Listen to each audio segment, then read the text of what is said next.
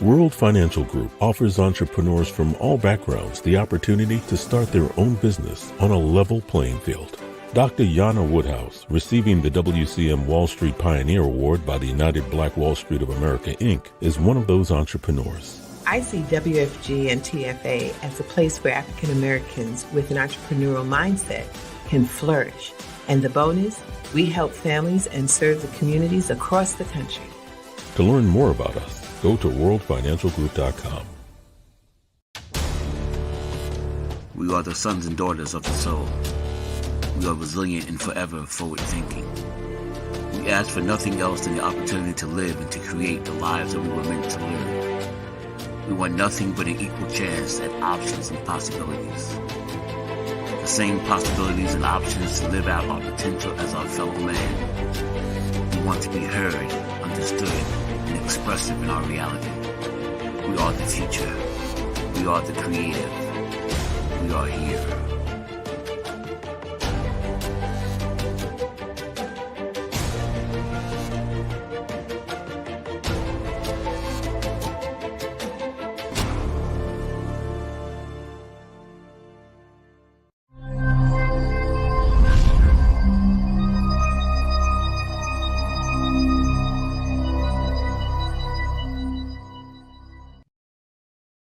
This is Kia Rogers, and you're listening to Urbanology with my dad, Tony Rogers, on WHCR 90.3 FM New York.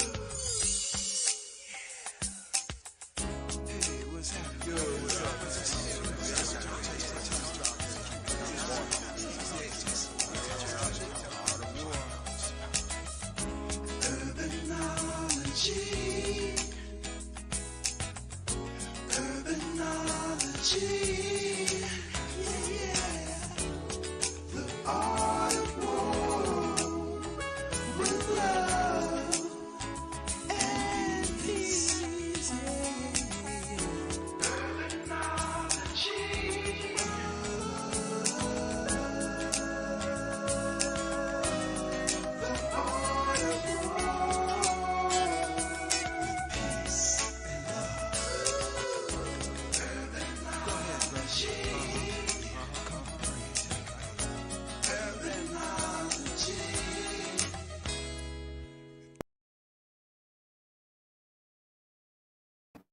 Good afternoon. This is Tony Rogers, your host for Urbanology, the Art of War. I hope all is well with everyone.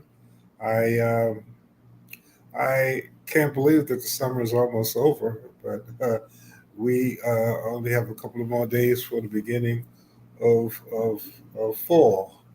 And 2024 is almost over. 2025 looks to be a very interesting time, as all New Year's are.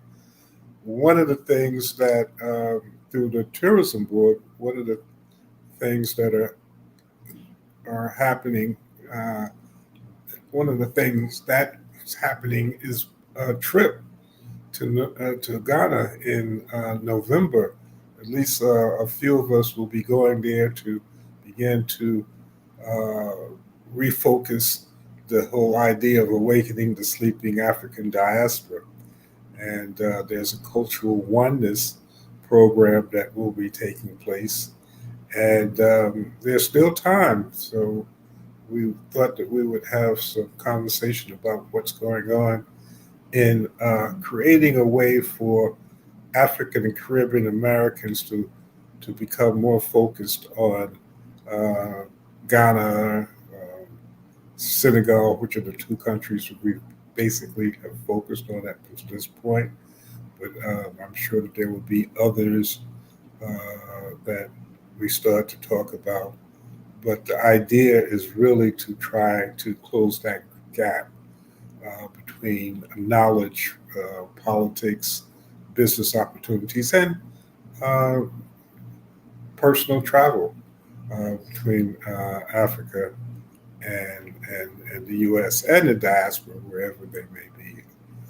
I have today a guest who will allow for us to have a dialogue about, one, the Cultural Oneness Festival, and some of the business opportunities that can take place, and some of the things that we'll be doing in November as relates to not only the festival, but making the contact with the powers to be in Ghana, especially the northern region, to create this connectivity that's so important. So I would like to have bring on my good friend and colleague from Ghana, uh, Tango, who uh, has been doing a lot of work as relates to making sure that we're on point in Ghana. He will be my guide, and Tango Capomini uh, is a brother that I met at WACR many moons ago, and we had this conversation, and based on our continued communication, things are beginning to open up between what's going on in the Americas and what's happening in Africa. And I also believe I have Rashid Bahate, who is a person that I met through Richard Cox, who's also going to Ghana in November, and and and to begin to have these same conversations. And it's one of those things that have been. I mean, this is nothing new. Garvey started a lot of this stuff many years ago, but we're at the point now where I guess all things happen for the moment. So, Tango, Rashid, Tango, first give a little bit of information about yourself and your organization. Then Rashid, you got so much. We have to have two shows for Rashid as relates to the stuff that he's doing. He's all over the place. But but as it relates to the Cultural Wonders Festival, we'll focus on that. So Tango, what is the Cultural Wonders Festival? Yeah, thank you, Mr. Tony. Thank you so much, and yeah, you've been a great uncle to me, and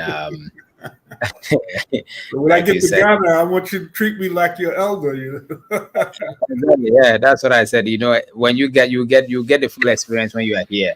How we treat our elders, and the respect, and how we make sure we know when our elders they get to some place, we see them as the direct access to our ancestors. So when you treat them wrong, then we indirectly that's what you are treating Actually, I your. could be your uncle. You Yeah, never you are. You are. Honestly, you are. you never Yes, know. yes. Honestly, you are. Yes, and that is a fact. You know. Yes, and like you said, I think looking at us, me, yourself, and Mr. Rashid, who is here, uh, the only thing that we can say, aside from they identifying us as blacks, you know, and color difference and all that, but in all, what they will say they were people, and that is human beings.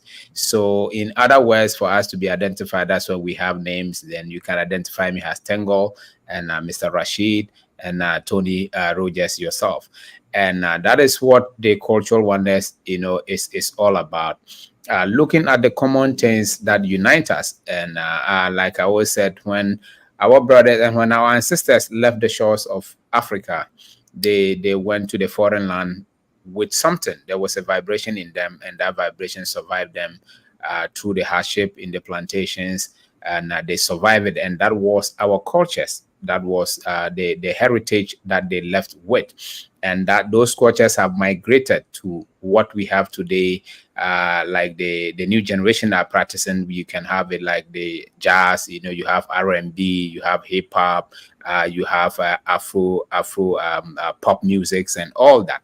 And those were the vibration. I know the last time Richard was here, the very first day he came, and we were in the northern Ghana, I played a video, you know, for him, and he was so shocked. And I said, yes, when you hear, you watch a movie, a plantation movie, and you see our ancestors singing in the plantation while working, That is what is normal to us here in Africa, especially the northern part of Ghana. We go to farms with music, and while they are farming, we sing, and those are motivational songs.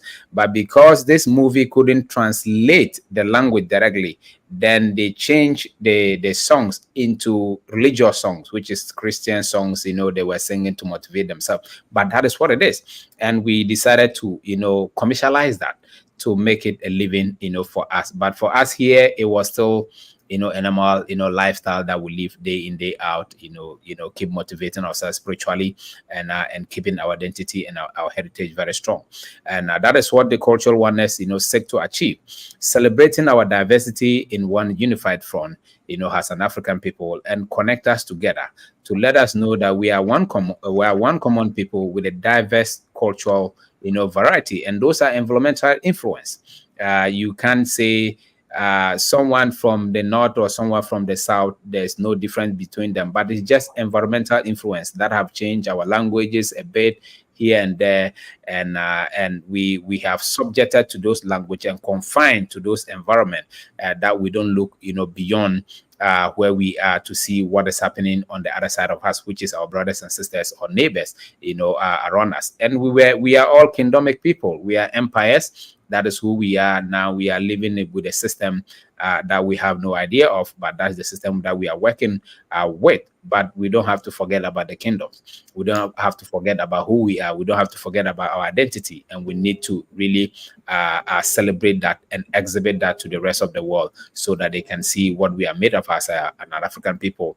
And through that, we can economically empower ourselves and also prepare the minds of the next generation to self-realization, self-understanding, and also to keep their self up, not looking down upon themselves, and but to see themselves as royals, to see themselves as people of dignity, of people of high value, and that has been the challenge. So the I cultural think one is basically I about think yeah. that excuse me for cutting you off, but you hit a point that I wanted to put more focus on.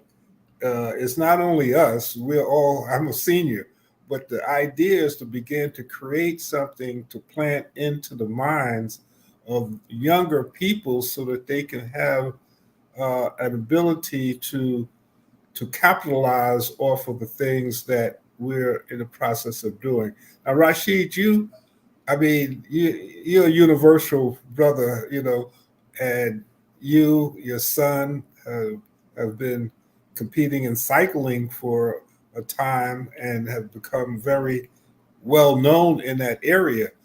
Now, I know that you had interest in Ghana. Matter of fact, you just came from there.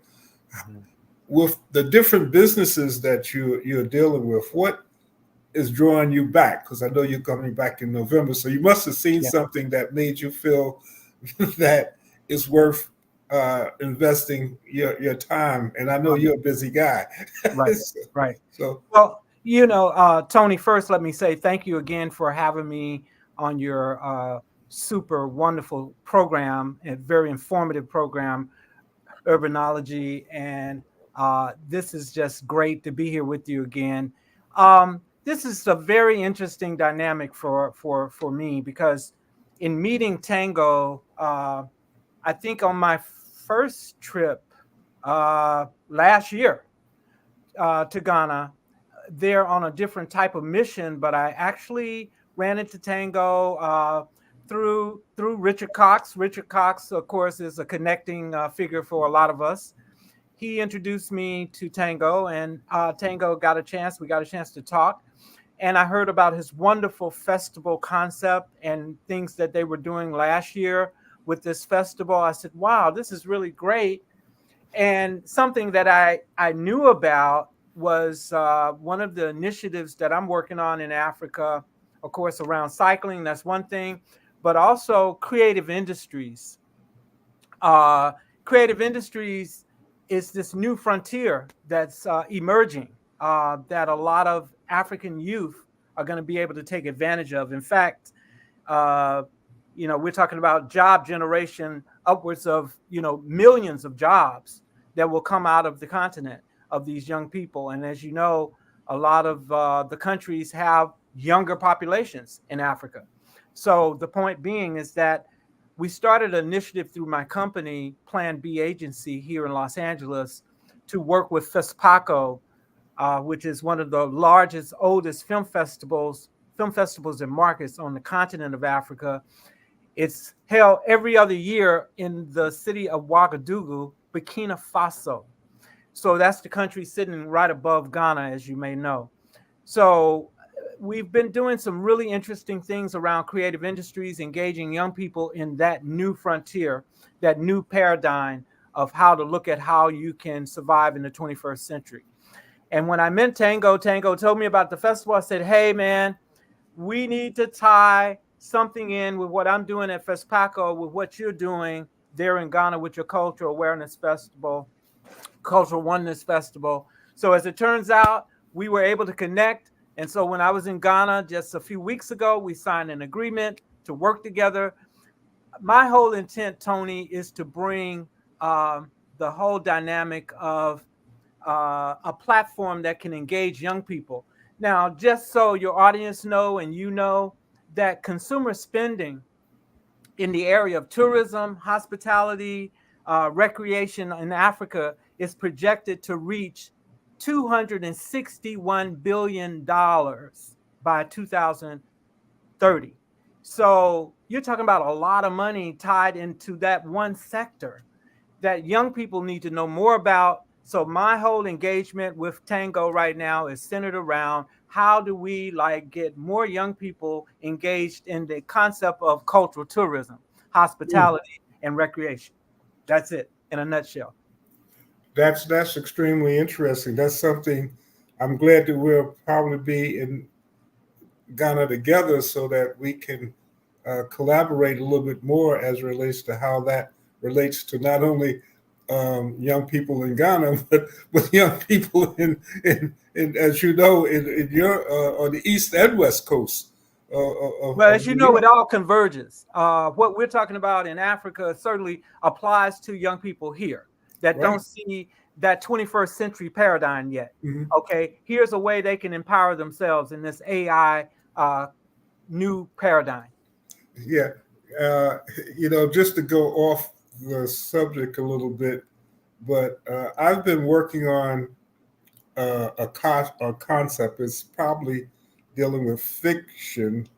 It is dealing with fiction that's based on perhaps reality at some point. And it all focuses on the diaspora coming together and what would that mean? What would that mean if we begin to create a situation in Africa that allows for those who are from the diaspora in wherever the diaspora has landed over the transatlantic slave trade, but to awaken that entity and to create a way that there can be an interplay. Even further, what would happen? Matter of fact, I talked with one of the African filmmakers that came to the race about this, and we're still going backwards and forwards. What would happen if the same thing that happened with Gaddafi, Gaddafi was killed because he was trying to float a note using the natural resources of all of the various countries that would have bankrupted the euro. Well, the euro comes from that concept, but since fiat money is the basic concept that rules European, which is why Africa has been divided so long, because that's where all the resources are. We print money and we print money and we print money, but we don't have anything to back that up. What would happen if that took place and the funding source for what's happening in the diaspora was funded by that? That would create a whole new evolution, because I always believe that the transatlantic slave trade was a part of putting us in a position, which it has, where Africans now, again, are all over the world in certain types of roles, certain types of power struggles, certain type, if we were awakened with the things that we're talking about, that would be wonderful. And the start of something like that would be exactly what you're talking about. Working with young people, beginning to bring that awareness that, hey, if we can connect, it will make us powerful, like any other country, any other country.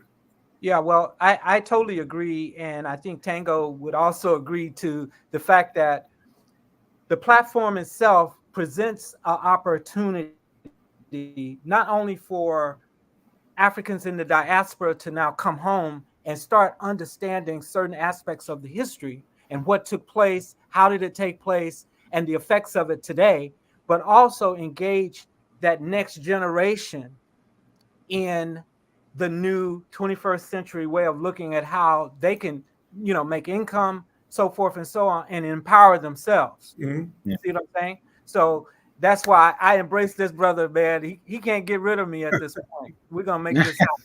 He can't. We have Well, to. we're Have to. talking.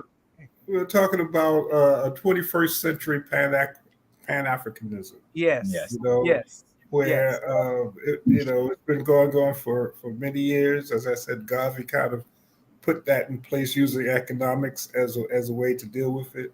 Mm-hmm. But I think now, with the AI and the fact that language is no longer a burden because you have this little phone that you can speak to anybody in the world on the computer, and with AI developing things, there are many different ways to even from the educational system, young people studying and being able to learn how to take advantage of the resources in where they live. Yeah. These are important things, and I'm so happy. All things happen for a reason, I guess. But Exactly. I'm so happy that we have our own medium sources now to begin to tell our own story, to have these types of conversations, and to have it and to give it to people to hear and talk. Yeah. We are talking. I mean, I'm in New York, you're in California, Tango is in Ghana, and we're talking to each other. Exactly. So we've come a long way in reaching this point where our connectivity can become solidified without someone else in between dictating what we're able to say. Exactly. Right. True that. Yeah. Just to add to what Mr. Rashish said just now, and I think that is the challenge, Mr. Tony, like you rightfully mentioned. I think the issues we have now is comfort. I think comfort is now our new enemy, and because we have been defined for so long, we tend to leave that definition, thinking that is who we are or that's what we are.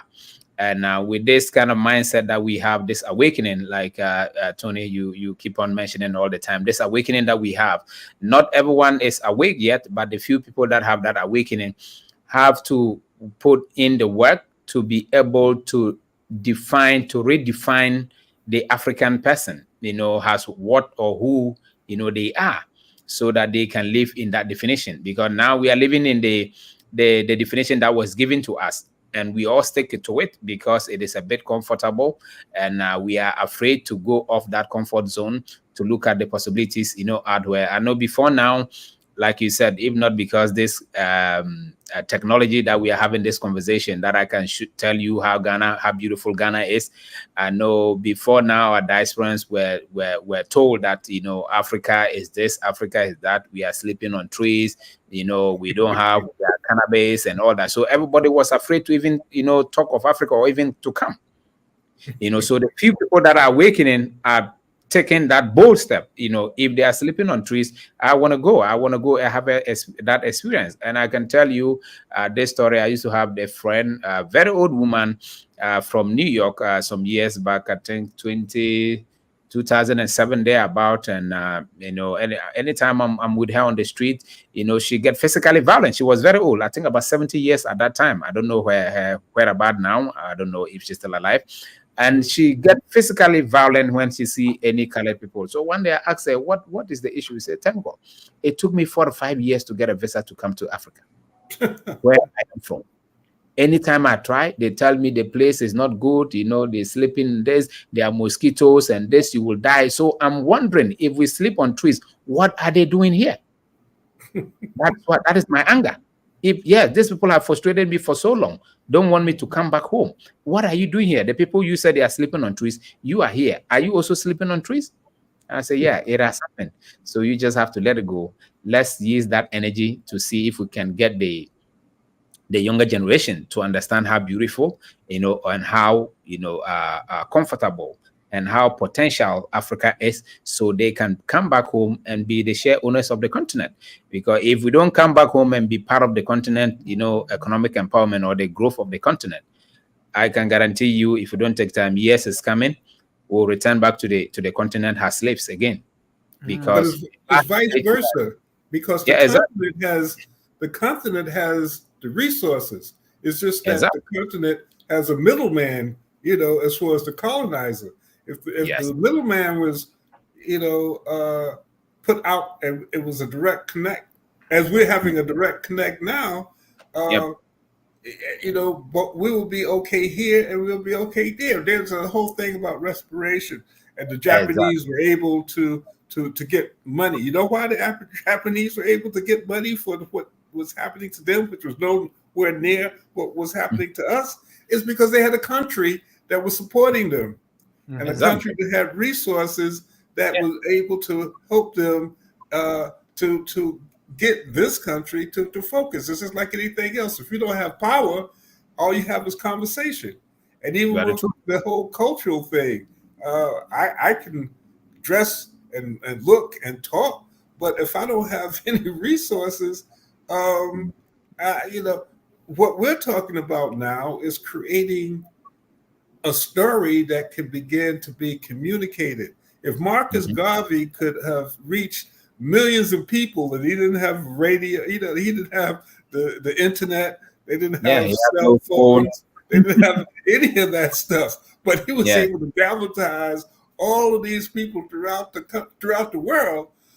With what we're talking about now, we should be able to do a lot more. No doubt about it. I think it's interesting when you talk about resources. That's why I'm so encouraged when I think about Burkina Faso, which has been noted as one of the poorest, and this is by the West, of course, one of the poorest countries in West Africa.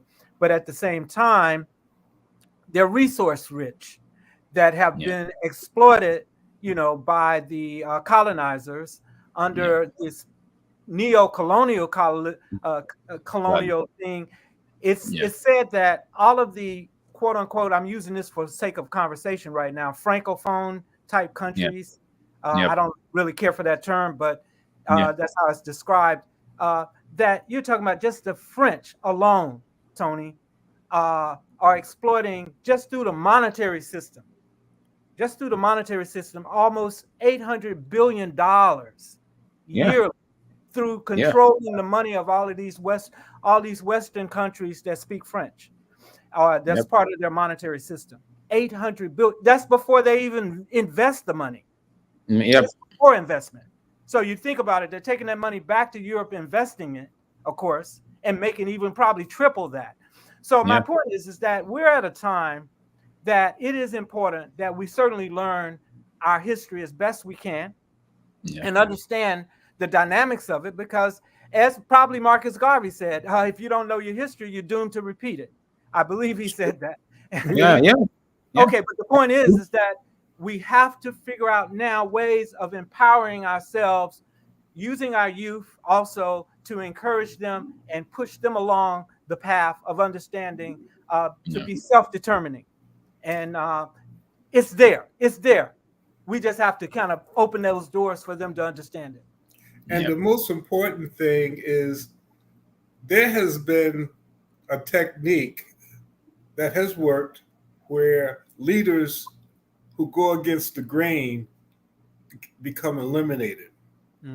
One of the things that we have now is this type of media that I may be gone, but people will still be able to hear this conversation.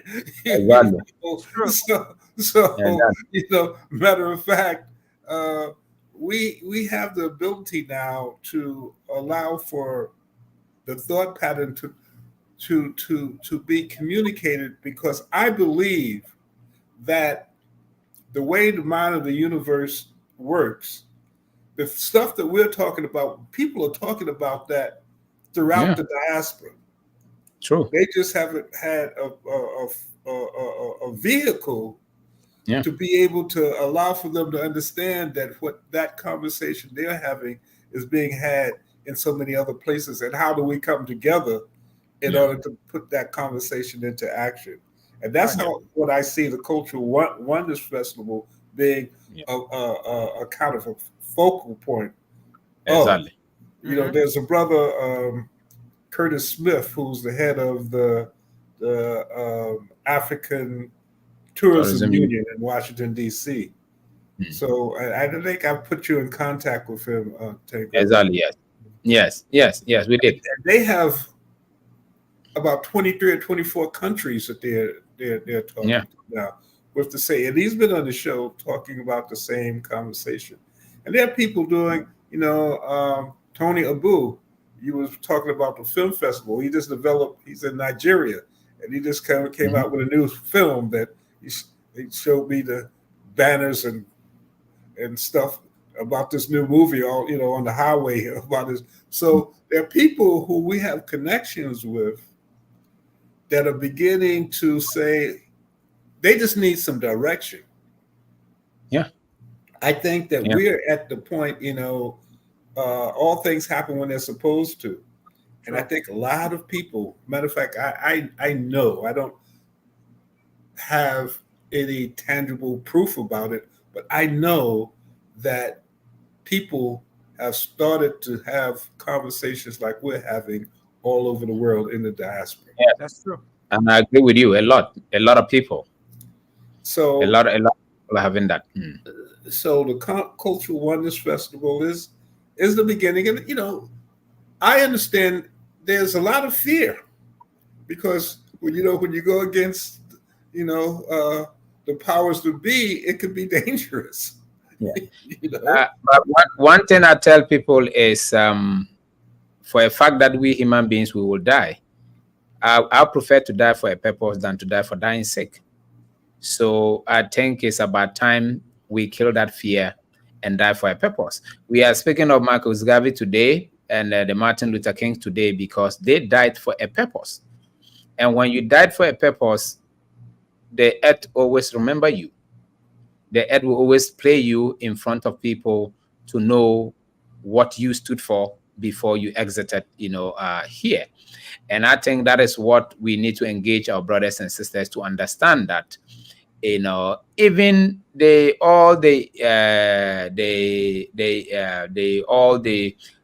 technologies that we invented, people have to go the hard way. People have to sacrifice, to be able to invent something for us to benefit, from it today, and they don't even get to benefit from it. So we have to take that route. What do we envision our future to be like? How do you see yourself if, in case you should ever return back to the earth, even when you die? What kind of earth do you want to come and see? How do you want to see your people when you do return back on earth? That is what we should have in our mind. If we want to come and see a distracted, people or a distracted earth, then yeah, we can die for dying sake. That is fine. But if we are looking to come back to a very, authoritative, people, that we are supposed like a kingdom human beings, then we should be able to sacrifice for that future so that it can come to pass. And I think these are some of the things we should be looking at. And that is what the cultural oneness is all about. There's so much disconnect between us. There's so much disconnect. Everybody is fighting for himself, and we are not dying collectively. Unlike you said, you mentioned Gaddafi, one of the most painful deaths, for me, in Africa at this very age, 21st century, that he is one of the people that died that till tomorrow it still pains me. I'll be honest with you. And we didn't do so much, and some people did so much, but we collectively didn't do so much, to support him. And I think that is what we should be doing. We have to cut out that disconnect and come together and stand for a cause, stand for a purpose. Well, and until we do that, then we are not getting anywhere.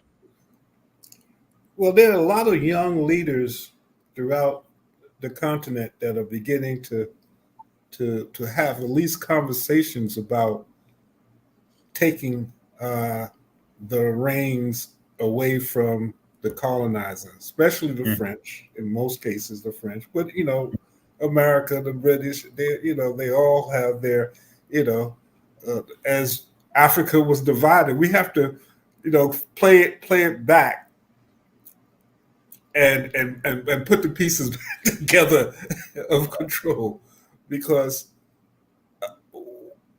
we all know that what has kept us down was money going to a few who helped exploit many. Very true. And a lot of that came from ignorance on our end, and in many cases a lack of really well, I shouldn't say that, because I think that the reason why we've been exploited for so long is because those who exploited us knew more about us than we knew about ourselves. Thank you. Thank you. I thought it was very interesting. Even as far as with Russia, we talk about Russia, and I think Putin was pushing a button when he allowed for people to see some of the art collections that he had from early Russia with black saints.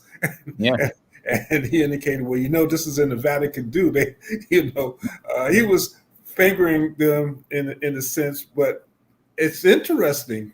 You don't hear about that much, but we have had so much to do with how this world has developed as relates to technology, as with the culture and many of those things. But we have been divided. And so, Rashid, I was so happy to hear about you getting involved with this, because again, for me, it's really about the youth. It's really about trying to find a way to have young people having the same conversations that we're having now. Right. I agree with you. And the Cultural Oneness Festival, I just love the way Tango has developed the concept around it and the component of making sure youth are involved. And I think with the mindset that I have around engaging youth in product-based learning, applications of learning about tourism, learning about hospitality, recreation, that this new emerging market sector for business is going to be viable, or the creative industries are viable.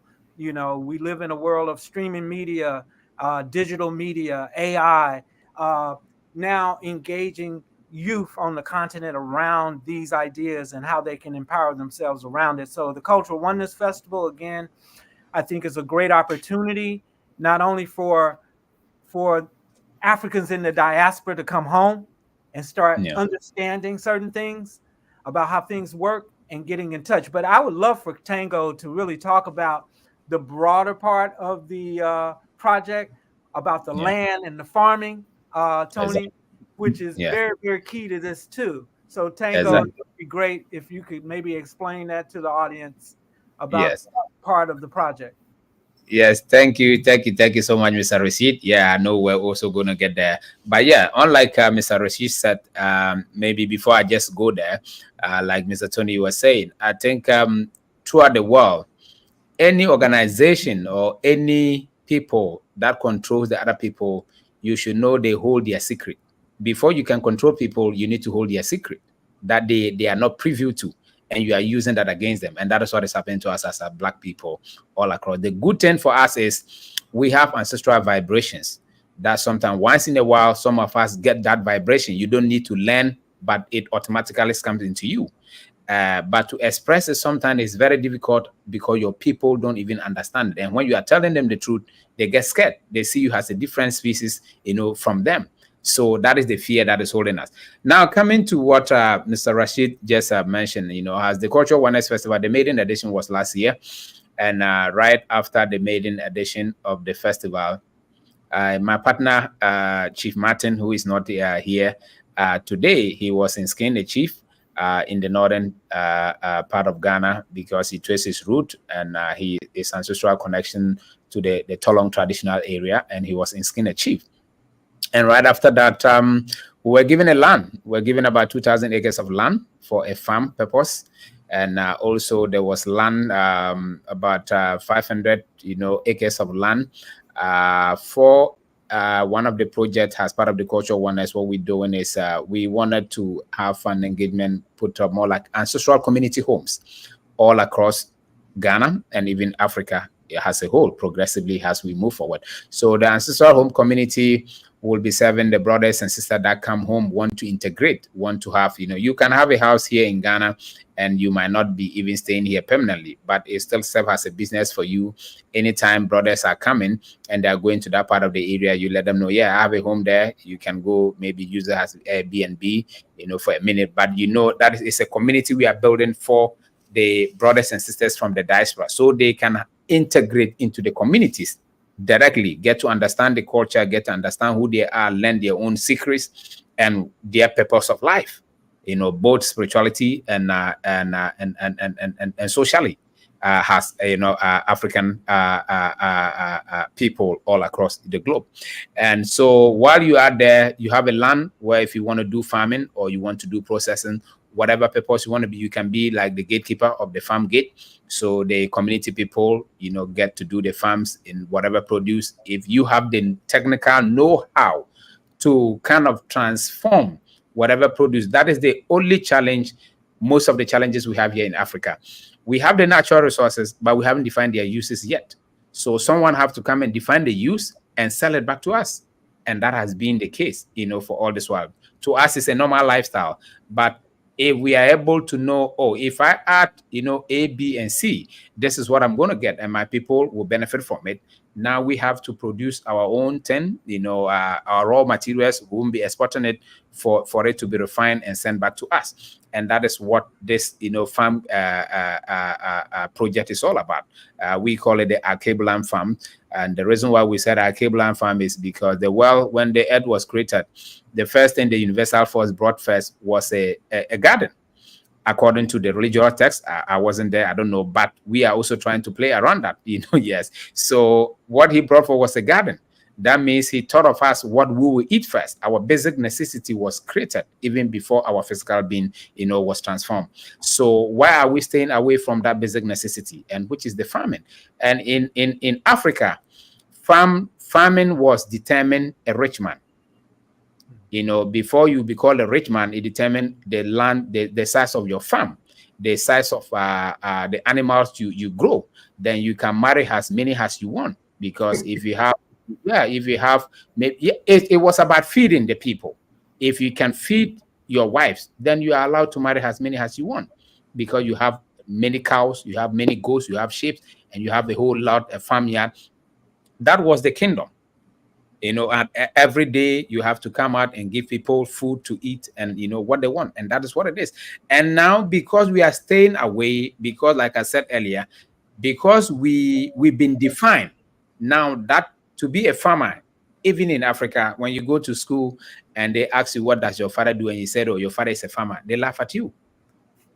People want their fathers to be lawyers, they'll be doctors, they will be that and that and that. But at the end of the day, the doctor eat, the lawyer also eat. He uses what are the natural things. So who is even feeding you as the lawyer? Is the farmer. But we've killed that. We have stigmatized it. So the youth are drawing away from it. They want to learn, have papers as certificates, and they leave the thing that will keep us alive, which is food. So we create the Arcabland Farm to make sure we engage the youth, like Mr. Rashid is saying, into this farming process. Let them understand the reason why we should go back to the farm, because the earth is a farmyard for us, and we have to feed ourselves. and we have to feed ourselves organically. If not, someone will sit in a warehouse and just create something, yes, for us to eat, and that is poison. But that is what we have subject ourselves to. So the project is not only coming for the fun part, the celebrations and entertaining. There's a business component to it. So you just don't come and have the fun, but you have a stake in the continent, economic empowerment. You have a stake in it. So tomorrow, if you decide to come back home, you have something to rely on when you return back home into the continent. So this is one of some of the things we are doing, and these lands are all across the northern part of Ghana. We're spreading it, to the southern side too. Wherever you want to position yourself, you can get farmland, and the ancestral homes is also spreading all across where you want to settle. We will give you the ancestral home. It's a community, more like a gated community, so that you can have your people also close to you. So all of you can integrate together into the community. You can bring your children back home anytime you want. Let them start learning the culture. Like I said, any tribe or any clan that is being ruled by another clan, you should know that the clan that is ruling them hold their secrets that they are not privy to. That is why we are. So until you also learn your own secrets, you get to find out who you are, then you can free yourself. But until then, if you don't know who you are, you cannot free yourself. That is why we are who we are today as an African people, because we are finding it difficult to know who we are. Whatever definition that they define us, excuse me, we've been living by that definition. And I can tell you, Bob Marley did warn us, but we didn't listen to him. We only hear him, but we didn't listen. When he said we shouldn't allow them to school us, we should not allow them to change us or even rearrange us. What has happened? We've been schooled, we've been changed, we've been rearranged. So we are not confused. We are living the photocopy of ourselves and leave the original behind. I think, on top of what you're saying, Tango, the agricultural aspect, Tony, is so important right now. Just like we talked about the youth. As you know, you're in New York. Food right now has shifted. Just like what you call post-COVID, there was a shift of how everything was operating. And if you notice yourself, probably, Tony, food doesn't taste the same as it used to. Basic things like fruit, vegetables, they're not the same anymore. I don't care if you go to Whole Foods or you don't go to, it's not the same anymore. I found out that a lot of the seeds for farming on the continent are being taken away from the farmers, taken to Europe. What they're doing, they're mass producing genetically modified GMO, these seeds now, trying to bring them back into the continent. We're going to have to take control of our food. That's why I think the Cultural Oneness Festival idea it's on time right now in so many different levels. So that's a critical part of it. That's why I wanted Tango to explain that to the audience. It's a critical part of it. We have to take control of our food right now. Our food is not good. It's not good. Yep. I just want to illustrate that. Well, again, it all boils down, well, it shouldn't be, but in many cases it is about resources. And perhaps the language, instead of trying to be a doctor or lawyer, maybe you should, go to Tuskegee, and learn how to develop a new peanut, to create ways that will focus and that was a focus at one point, but as you said, that was taken away. Exactly. And there are many things that would take another show to deal with, but I was just talking to a sister I interviewed on my radio show, and she was just talking about all of the poisonous things that are in our food that's based on there's certain regulations that now the state and the federal government are being petitioned to change those regulations as relates to allowing for companies to put stuff in the food that is not even tested as relates to what happened. So we're moving into a very strange time, and survival will become extremely important. And Important. and unfortunately, based on history, and I don't know whether it's going to change, as you were saying, if you don't know your history, you repeat the same things. But Yeah. unfortunately, change only comes through chaos or Mhm. aggravation. Yeah. And I as agree. you were saying, we have become very comfortable. Yep. And uh,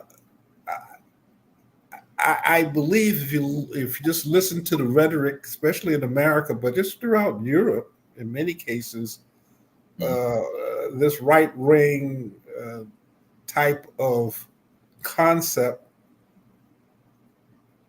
I believe, may backfire on them Mhm. Yeah.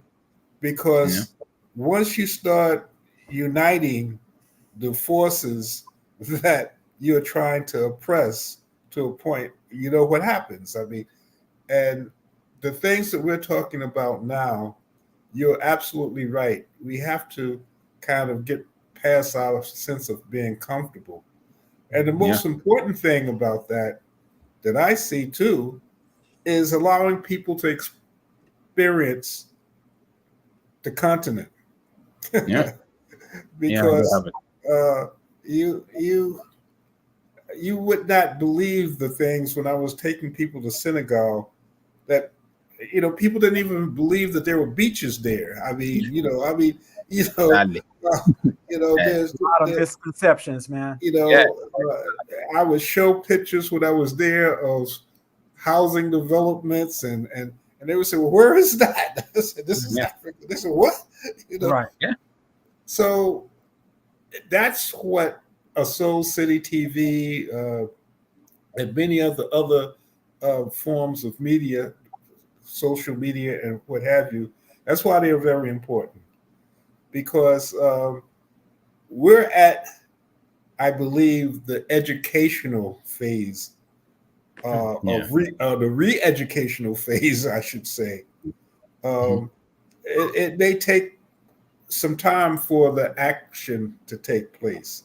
I mean, Yeah. of course, we will combine what we can do, but Mm. for a massive act of re-education and re-politicizing ourselves, that's going to take a little bit more time. But Yeah. I am just happy that that we can say that we're at the forefront, the foundation of making that happen. You know, Exactly. and as what I might not see it in my lifetime, but I will do everything that I can do in order to create that foundation for it to Yeah. happen. And I Exactly. believe it will. I mean, Yeah. It will. Definitely. Well, it will, from, bro. from No a doubt about it. spiritual standpoint, um, uh, I believe that, not that I'm religious, but I think God is on our side. Even though some Yeah. people might question that, you know, Mhm. why did all of this happen? Why did the slave trade? Why, you know, I think it was preparing to Yeah. Mhm. create something that needed to be created, Yeah. and all things happen for a reason. But I believe our time is coming, brothers. Uh, and this conversation that we're having is what reinforces my belief. As I said before, you're in Yeah. Ghana, you're in California, I'm in Harlem, and we're having this conversation. Right. And it's Exactly. so, and and and that's historic as far as I'm concerned, Yeah. because not only are we having this conversation, but we're having this conversation in a medium that we have control of. Exactly. Yeah. That's a good point. The playing So Yeah. field has been leveled a bit as it right. relates So to media. it's up to us to use a Soul City or to support a Soul City. And those Yeah. are the things that we have to figure out how to do.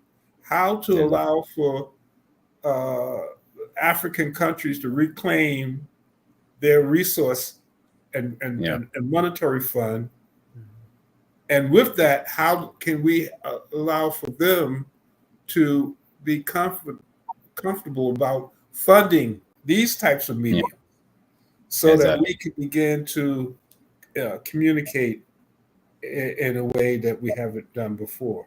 So thank Unlike you. you said, yeah, unlike you said, I just want you both to kind of give some parting words before yeah, we end up. It's not enough un- time.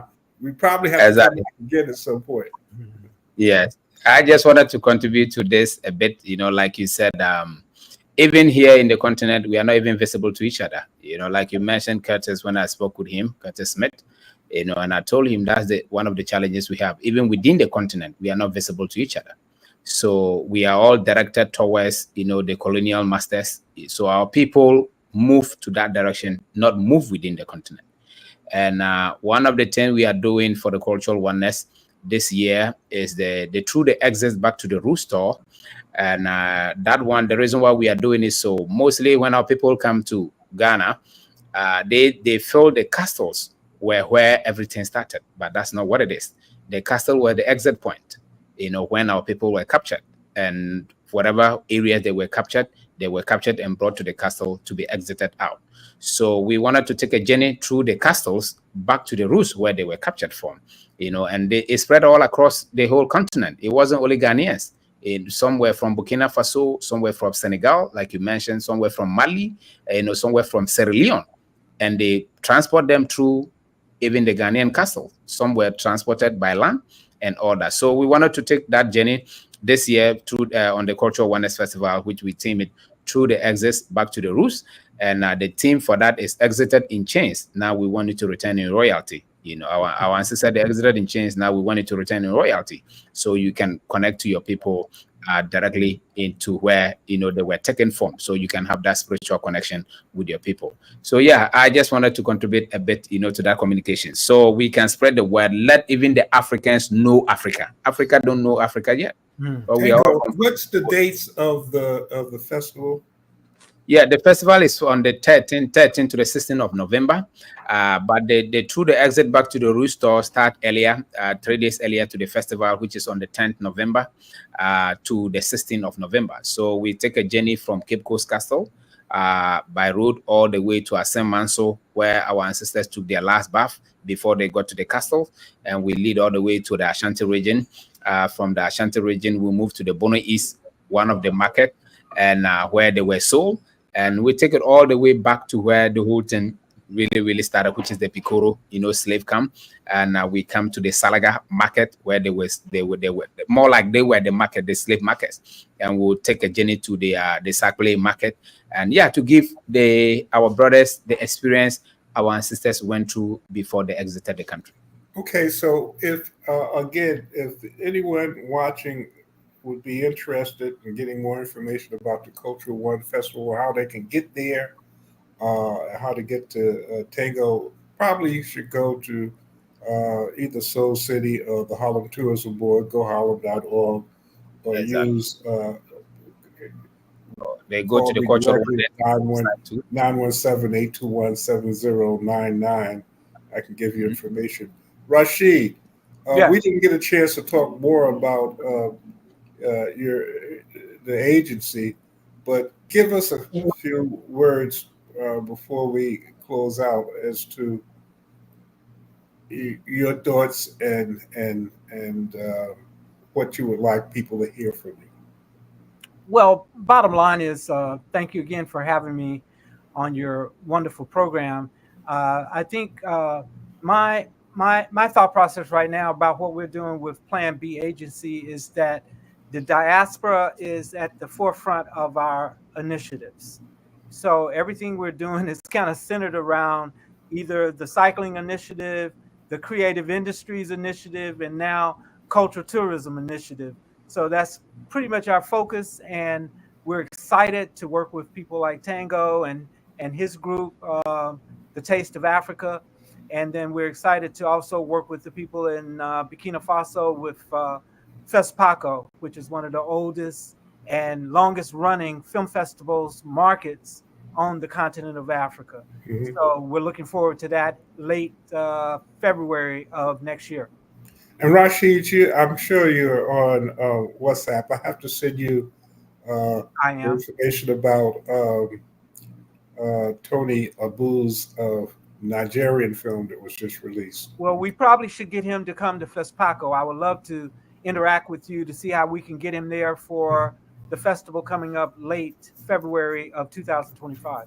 And Rashid, on WhatsApp, and we have to. I'm sure we're going a little over.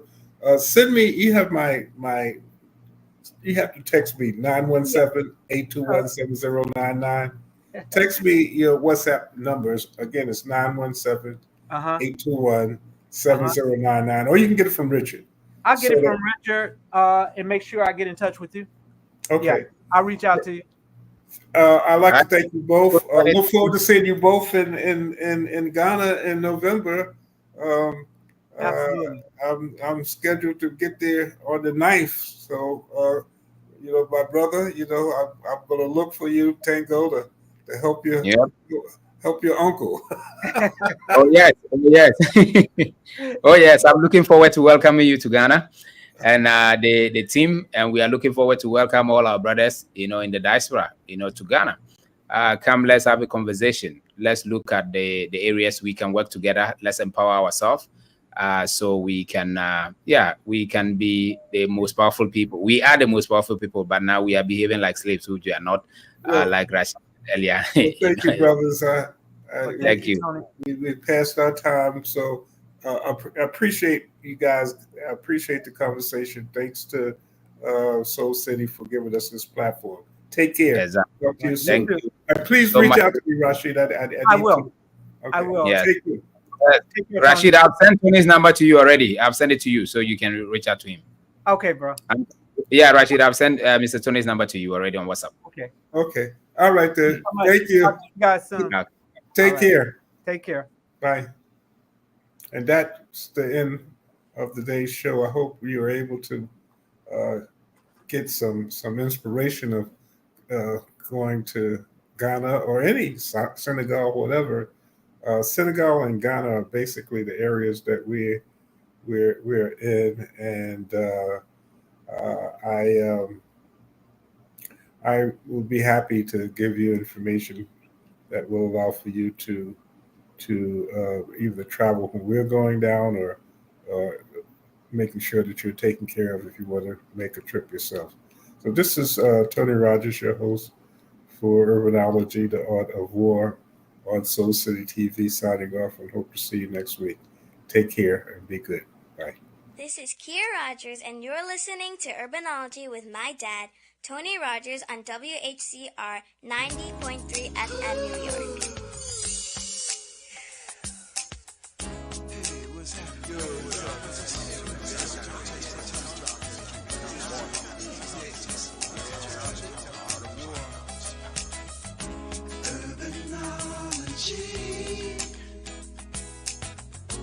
Urbanology.